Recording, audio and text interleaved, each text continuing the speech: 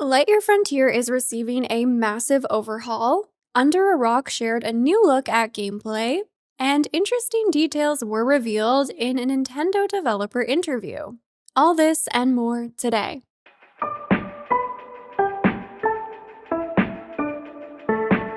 Hello friends, Sarah Sunstone here, bringing you the latest gaming news with Sunnyside Up. Today is May 26th, 2025. Big news from the team behind Lightyear Frontier, who have revealed that the game will be receiving a massive overhaul with the next Shifting Gears update, which drops on June 4th. The team shared that as they've been listening closely to player feedback over the course of early access, it's become clear that they are not living up to the fantasy that Lightyear Frontier promised. Although many players love the lush nature of the game world, myself included, many also found it to be somewhat small and limiting, especially missing viable options for where you can build a farm. According to the team, many players quickly explored the entire map and were left wanting more. They also saw that folks enjoyed making huge farms, but the world didn't quite support that, and what's more is there was no real reason to farm a lot of crops. Well, in the Shifting Gears update, the team has crafted a huge new world, allowing space for large-scale farming. Also, to make the world a little more challenging and create exciting moments during traversal, different hazards will be added, such as tornadoes, which can damage your mech, so you will have to be more alert while exploring. However, for those of you who prefer a more cozy, peaceful gameplay, they've also included options for you to turn off damage in the settings. It really looks like this update is going to be packed with changes, with the goal of making the world feel more alive and rewarding. One thing that I do think is especially important to note is that due to the sheer volume of changes coming with this update, you will have to start a new save file to access the new content. I personally don't mind too much because I didn't actually get too far into the game, so I'm happy to restart and would honestly probably feel better doing so, just so I can kind of start from the ground up again and refamiliarize myself with all the systems, especially with all of the updates the game has received since its initial launch into early access. If you are playing on Steam, you can access your old legacy save files using a different branch. I'll have some details for that linked down in the description for your reference if you're interested. There is also a pre-patch event going on starting on May 28th and running until June 3rd. On May 28th, you're going to get access to a blueprint for a spaceship. So if you craft the spaceship, you're actually going to receive a new mech skin that you can use both in the legacy branch and with the Shifting Gears update in your new save file. I'm personally really excited for this, and I've been wanting to dive back into the game for quite a while now, so it seems like it might be the perfect time to do just that.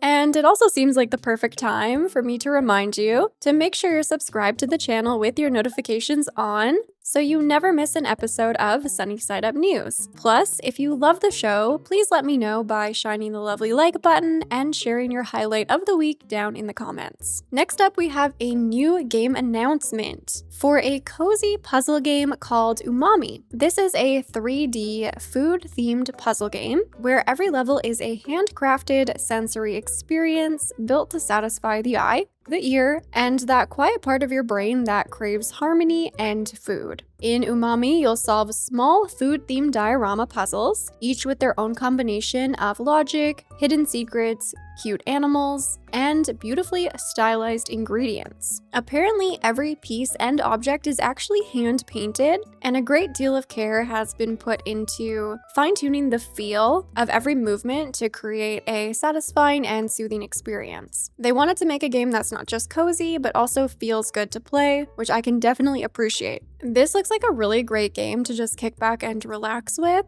And of course, I love the food theme, as well as the inclusion of adorable animals. The team also shared that a free playable demo will be coming soon, and this demo will also be available during the next Steam Next Fest. So I definitely have added this to my list for demos that I will be wanting to try out with Steam Next Fest, and maybe you might want to add it to yours. It's always one of the best times to try out new games and, see which ones we want to keep an eye on. Next up, we have a new gameplay reveal from Under a Rock. which is an upcoming open-world survival crafting game for 1 to 10 players. I have my eye on this one. It looks super promising. I love how the world looks. Everything is so beautiful, and the character designs somewhat remind me of a Pixar sort of style. This gameplay shared a look at the process of gathering different resources and, navigating the world, but the main focus was actually on building.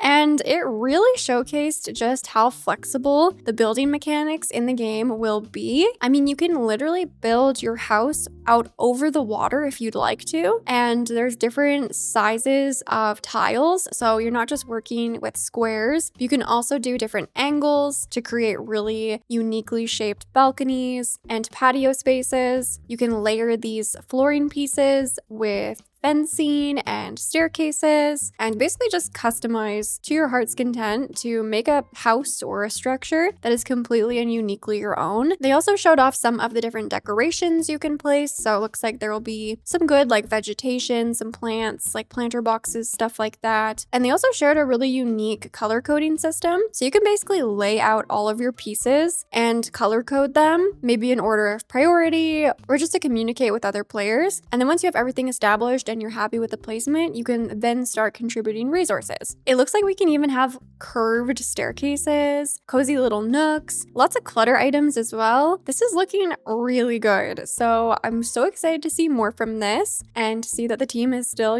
busy at work on it. As it stands, we still don't have a release date just yet, but apparently it will be coming soon to early access. I also wanted to give you guys a quick little update from Party Animals because there will be some really adorable costumes available to unlock for a limited time. First up, we have some adorable Children's Day outfits, and these will be available by logging in daily to Party Animals between May 29th and June 19th. The candy eggs will also be returning for a limited time from May 29th until June 29th. As you draw these time-exclusive candy eggs, you can unlock some adorable baby-themed outfits, which I was so sad that I missed out on, so I'm really excited to see these make a return. If you do have some Nemo bucks saved up, there will also be some new orange dragon boat outfits, and these will be available from May 29th until June 12th. Next, some interesting information recently surfaced from an official interview with some developers from Nintendo. In this interview, they shared that Mario Kart World was actually initially planned to launch on the original Switch. However, the team faced some significant technical challenges on the older hardware, and they struggled to make the game's ambitious multiplayer vision a reality without making substantial technological compromises. The game's producer shared, quote,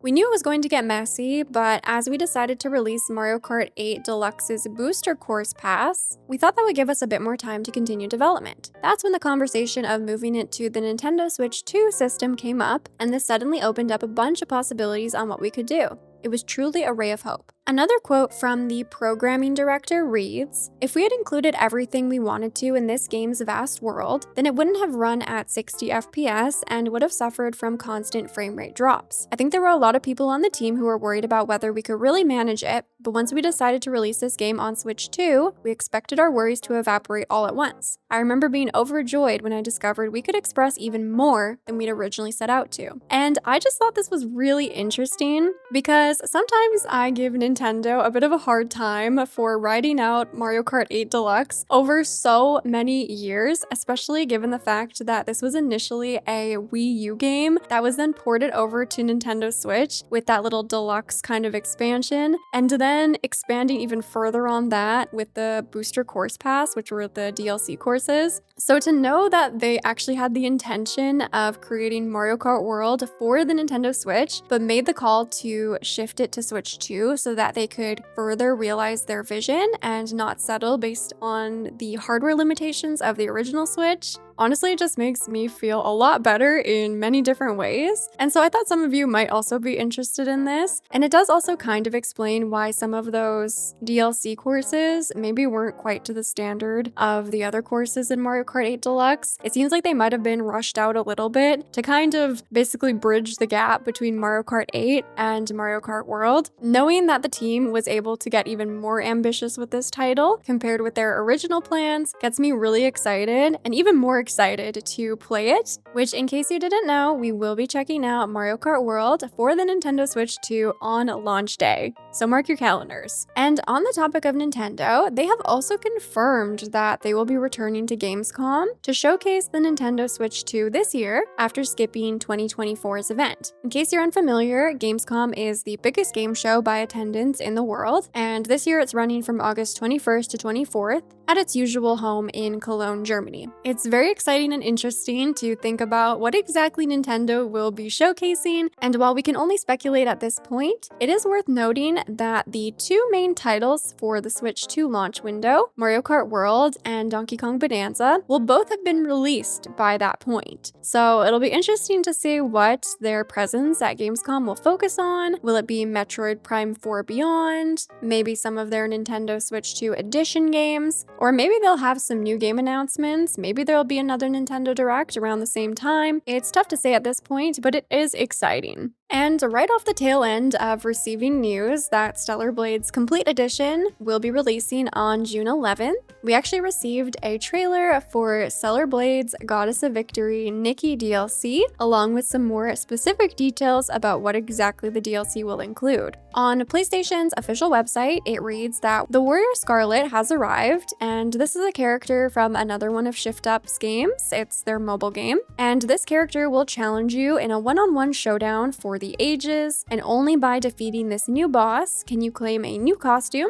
a new hairstyle, and a new song for Eve as a reward. You will also be able to put your trigger finger to the test in sci-fi shooting range minigames, which were shown off in the trailer and they look very fun. And you can also visit a new shop owned by Nikki's faithful robotic dog named Volt, who sells a variety of themed outfits, items, and cosmetics. Finally, you can also take a break from the hectic action and enjoy a spot of fishing to see if you can reel in 6 collectible Goddess of Victory Nikki items. Which, by the way, in case you did not know, Stellar Blade has amazing fishing mechanics. I'm so excited for this DLC, and we will definitely be checking it out together on our weekly Moonstone streams, which, as a reminder, are the only place to watch me play action, adventure, and horror games for Amethyst Plus members. Plus, if you love Stellar Blade, just like me, then you'll also be excited to know that the developers have confirmed that a sequel is officially in development, and it could release as soon as 2026 or 2027, according to their latest financial results. I also want to let you guys know that the Clair Obscur Expedition 33 Monolith set has become available once again. This includes a hand-painted resin statue,